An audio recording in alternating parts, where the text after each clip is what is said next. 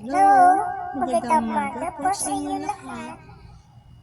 Ngayong araw, ang topic natin ay yung positive lang. Positive lang. May tanong ba kayo?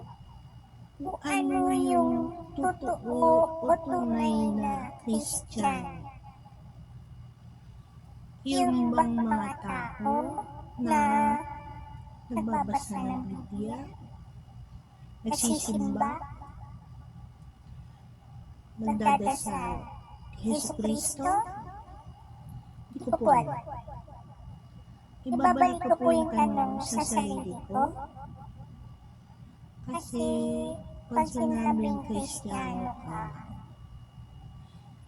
isa ka sa mga miyembro ng kongregasyon. Paano ang gawain mo sa as an individual, isang individual na tao na Kristiyano? Kasi sa kongregasyon, meron lang kayong isang araw sa isang linggo para magpupol. At kung anong pa man ang mga gawain ng organisasyon ninyo. Sa akin, ang pagiging Kristiyano ay isang relationship with Jesus.